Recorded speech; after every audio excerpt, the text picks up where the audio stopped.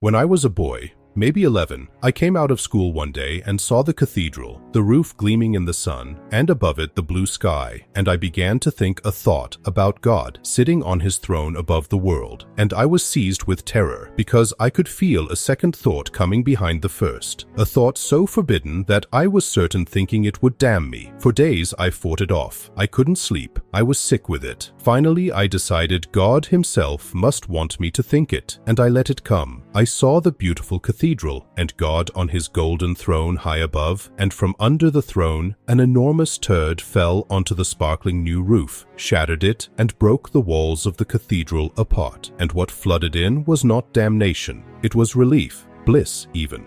I want to tell you what a lifetime of psychology made of that terrible childhood moment, because it is not the story you're expecting, and it is not an attack on faith. Let me be careful, because religion is where people most want me to pick a side, and I won't, because my actual finding is more interesting than either side. I did not conclude, from that vision or from anything after it, that God doesn't exist, or that religion is a delusion to be outgrown. I concluded something the militant atheist and the comfortable believer both find equally intolerable, that the God image in the human psyche is whole, which means it contains a dark side, and that our tidy modern picture of a purely, exclusively good God is a psychological amputation. I need that phrase to be exact. I'm speaking, as a psychologist, about the God image, the archetype of God as it actually lives and operates in the human soul. On the metaphysical question, whether there's a God behind the image, I kept the same discipline I kept about death. I don't get to pronounce on what I can't know, but the image itself I could study because it's a psychic fact present in everyone. And what I found is that wherever the psyche produces a genuine, living image of the divine, that image is never merely nice. It's overwhelming.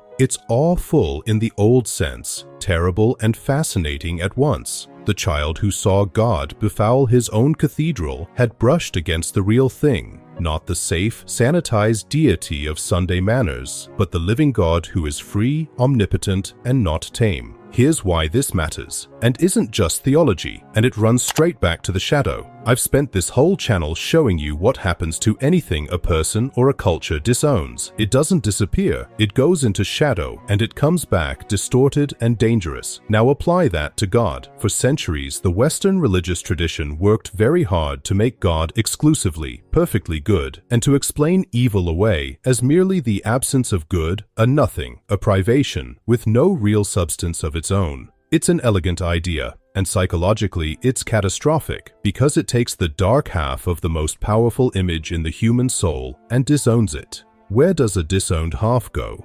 Exactly where every disowned half goes. Into shadow, where it festers and eventually erupts, unrecognized and therefore uncontrollable. A civilization that insists its highest value is nothing but light has not abolished the darkness. It has only guaranteed that the darkness will return without a name, projected outward onto enemies, or acted out in exactly the eruptions of collective evil I opened this whole series describing. The century I lived through, with its mechanized mass murder committed by baptized church-going people, was not evidence that God failed. It was evidence of what happens when a culture refuses to hold the darkness consciously and so gets ridden by it unconsciously. This is also why I said, in my own life, that I was two people. There was number one, the ordinary schoolboy living in his century, and there was number two, older, in touch with something vast and dark and eternal. The part of me that had seen the turd fall on the cathedral and understood that God could be terrible as well as good. Most people spend their lives entirely as number one and call number two a disturbance. I came to think number two was where the real religious life actually happened, in direct, unmediated, frightening contact with the whole of the divine image, not the half we're permitted in polite company. You may not be religious at all. This still concerns you, and here's why. Every person and every culture has a highest value, a thing they treat as ultimate and unquestionably good, whether they call it God or reason or progress or the nation or their own moral rightness. And the psychological law is the same regardless of the name. Whatever you enthrone as purely, exclusively good, you have thereby split off its shadow and made yourself blind to your own capacity for the corresponding evil. The people most certain they are entirely on the side of the light are the people doing the darkest things without seeing it, because they've located all the darkness safely outside themselves. That's the scapegoat mechanism from video 2, operating at the level of the sacred. So the whole, terrible and good God image is not a piece of medieval superstition.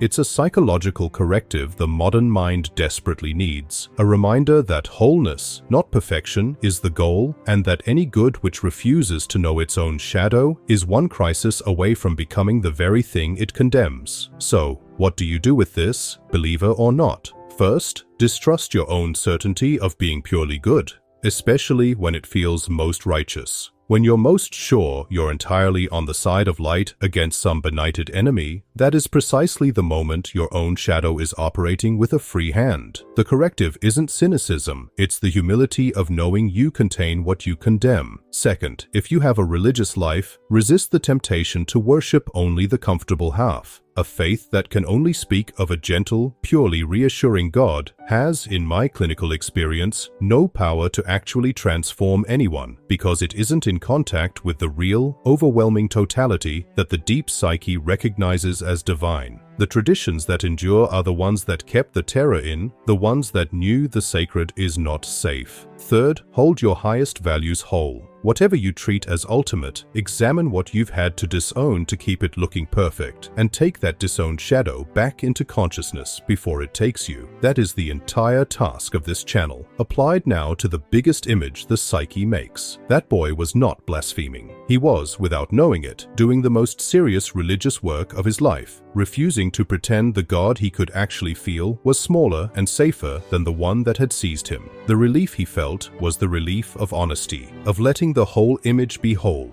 I never told you whether there's a God. I'm not qualified to. I told you what the image of God does inside a human being, and that the half we're most eager to disown is the half most dangerous to ignore. That much I spent a lifetime confirming. If you like this video, share, like, and subscribe. If you are interested in learning more about Carl Jung's teachings and take the evaluation that will help you understand more about yourself, go to selfindividuation.com.